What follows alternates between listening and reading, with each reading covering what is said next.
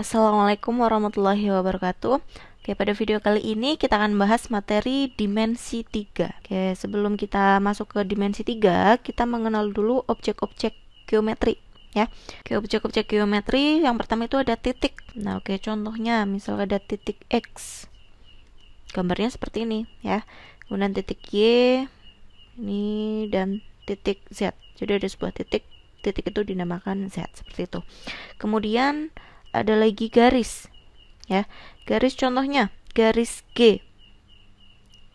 Nah, garis seperti ini dia diberi nama G. Kemudian garis AB ini garis yang dibentuk oleh dua titik, yaitu titik A dan titik B. Nah, dihubungkan jadi sebuah garis AB.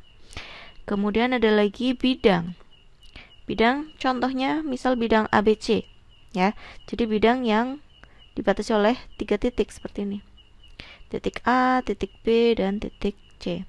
Kemudian ada lagi bidang alfa. Nah, ini bidang alfa seperti ini contohnya.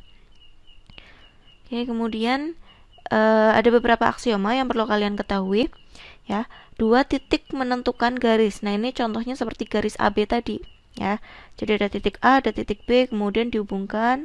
Nah, dia akan menentukan sebuah garis. Kemudian garis dapat diperpanjang, bidang dapat diperluas. Nah, selain garis yang dapat diperpanjang, kemudian ada juga bidang yang dapat diperluas ya. Kemudian tiga titik menentukan bidang. Ini sama seperti contoh bidang ABC tadi. Oke, dimensi 3 nanti kita akan banyak membahas dari kubus, balok, prisma, dan juga limas. Nah, kita perlu mengenal dulu untuk kubus ya. Saya beri contoh kubus.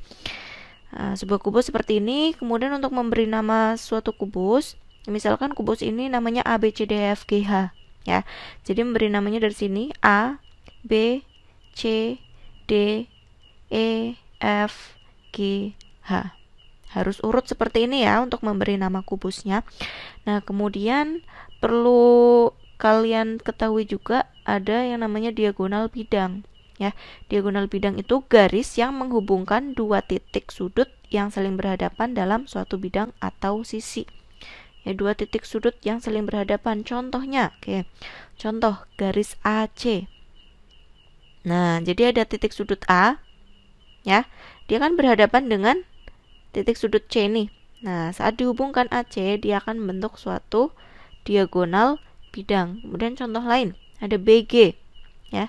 Di sini B dia berhadapan dengan G, dihubungkan. Nah, dihubungkan dengan suatu garis yaitu garis BG. Garis BG itu dinamakan diagonal bidang. Kemudian contoh lain ada BE ya. Ini B dan E juga saling berhadapan, dihubungkan dengan suatu garis jadi garis BE ya, diagonal bidang juga. Kemudian panjang diagonal bidang. Oke, misalkan kubus ini dia memiliki rusuk sepanjang S ya. Kubus panjang rusuknya sama semua, S ya. Nah, kemudian akan coba kita cari panjang dari BE. Panjang dari BE. Nah, di sini akan saya gunakan suatu segitiga ABE. Ya, ini saya keluarkan segitiganya. Nah, seperti ini. ABE ternyata dia siku-siku di A ya. Kemudian panjang AB itu S ini. Kemudian panjang AE itu sama dengan panjang CG. Berapa? S juga. Nah, akan kita cari panjang BE, panjang diagonal bidang. Kita gunakan apa? Pitagoras ya. Kita gunakan Pitagoras. BE kuadrat sisi miring itu sama dengan AB kuadrat ditambah AE kuadrat. Tinggal kita masukkan nilainya. Jadi BE kuadrat sama dengan AB itu nilainya S ya, S kuadrat ditambah AE juga nilainya S tambah S kuadrat, sehingga BE kuadrat sama dengan 2S kuadrat ya.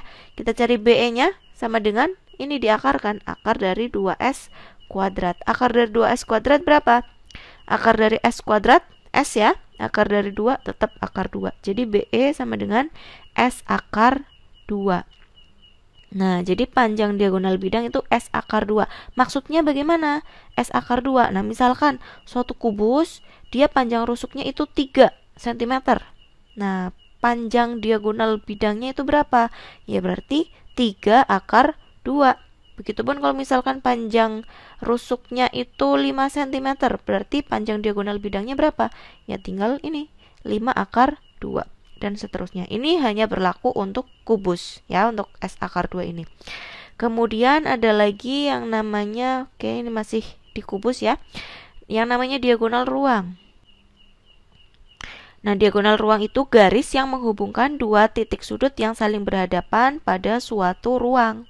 Ya, contohnya ada garis HB. Nah, HB seperti ini ya. Kemudian CE. Nah, seperti ini.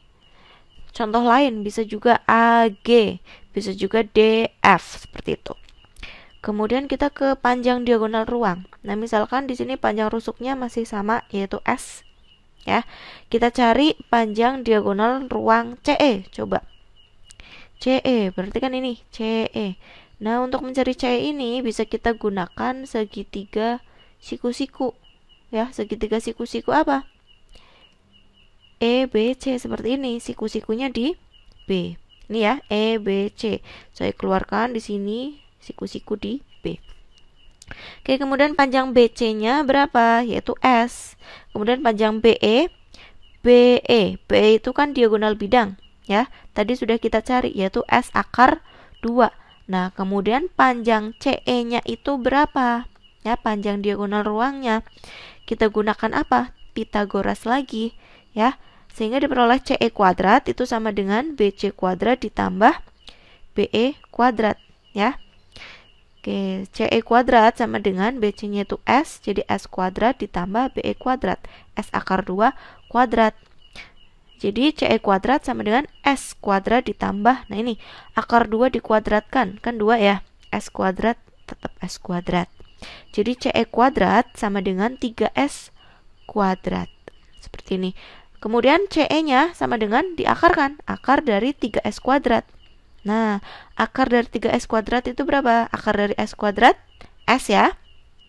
Kemudian akar 3, jadi CE-nya itu S akar 3. Ya, dimana CE itu diagonal ruang, jadi panjang diagonal ruangnya itu S akar 3.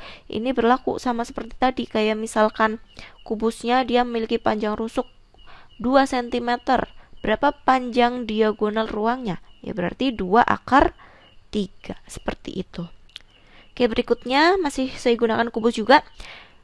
Bidang diagonal. Apa itu bidang diagonal? Bidang diagonal itu bidang yang dibatasi oleh rusuk dan diagonal bidang pada suatu bangun ruang.